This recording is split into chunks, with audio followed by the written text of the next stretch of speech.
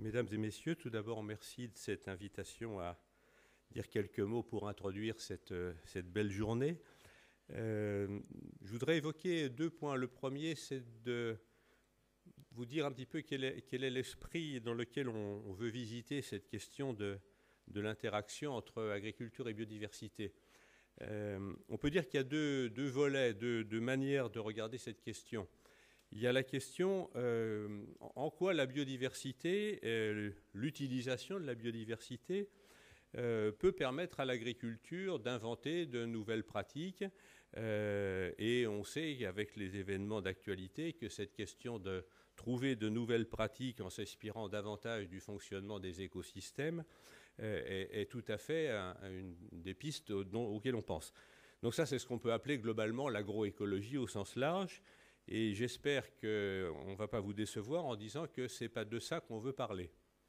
Et puis, ce dont on veut parler, principalement, c'est l'inverse, d'une certaine manière, c'est en quoi, effectivement, l'agriculture, les pratiques agricoles au sens large, peuvent être des acteurs d'une biodiversité renouvelée, ou, comme le dit la loi sur la biodiversité, d'une reconquête de la biodiversité, au même titre que d'autres opérateurs, que ce soit des gens comme les transporteurs d'électricité ou de gaz, ou les carriers ou autres, eh bien, se préoccupent de dire comment nos pratiques peuvent être plutôt des pratiques favorables à la biodiversité. Autrement dit, en quoi le monde agricole au sens large peut effectivement contribuer, se saisir et être un acteur vis-à-vis effectivement de ce redéveloppement de la biodiversité.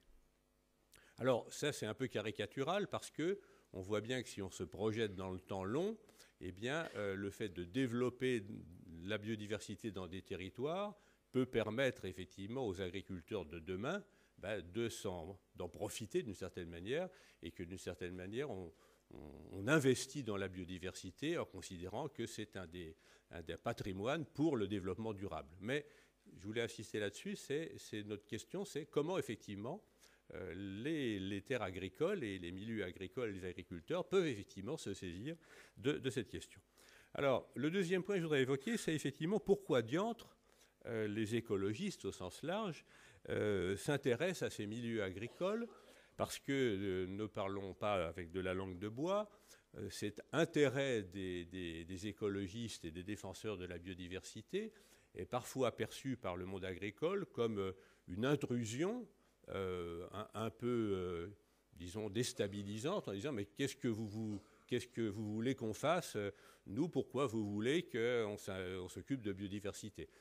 Alors donc il faut quand même, je pense, un peu expliquer pourquoi cet intérêt des écologistes au sens large pour ce qui se passe dans les champs. Premier point, effectivement, et si on regarde, disons, dans une perspective d'une cinquantaine d'années, bon, je me rappelle les premiers modèles qu'on pouvait faire sur ce qu'on appelle la théorie insulaire. On disait en gros, si on a 20% d'espace protégé sur la planète, on devrait préserver à peu près 80% de la biodiversité. Et on avait une sorte de Yalta implicite en disant, voilà, il y a des espaces pour la biodiversité, puis il y a des espaces pour autre chose, et puis comme ça, les vaches seront bien gardées. Bon. Le problème, mais ça, je veux dire, la science, vous savez, elle trouve pas toujours des choses plaisantes, c'est qu'aujourd'hui, on sait que c'est pas ça, et qu'effectivement, si on protège 20% des espaces, à terme, on aura 20% de la biodiversité. Et donc, ça veut dire que cet intérêt pour ce qui se passe dans l'ensemble des milieux, mais on pourrait parler aussi des milieux urbains, on pourrait parler de tas d'autres milieux, cet intérêt pour ce qui se passe dans tous les milieux est effectivement lié à ce premier point. Le deuxième point, c'est que on s'est rendu compte, là aussi de manière empirique, que cette articulation entre des espaces protégés ou riches en biodiversité et puis d'autres dans lesquels il y avait des activités agricoles ou autres, devait se faire à un niveau territorial assez fin.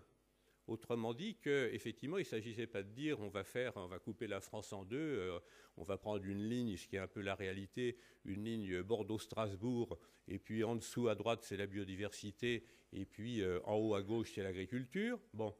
Mais qu'il va falloir faire ce qu'on appelle des mosaïques de paysages, dans lesquelles le fait qu'il y ait à la fois des pratiques agricoles, des haies, des milieux protégés, des forêts, etc., va faire que globalement, ce territoire va être riche en biodiversité.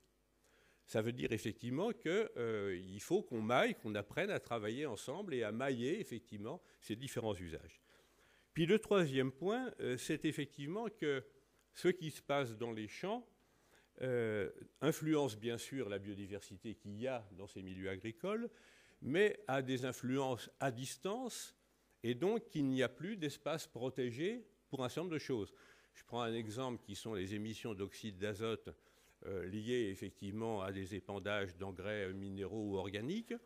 Si vous regardez la teneur des pluies en azote, vous verrez qu'il y en a autant sur les massifs des Vosges qu'en plein Paris, et que effectivement ces facteurs ne respectent pas les espaces protégés.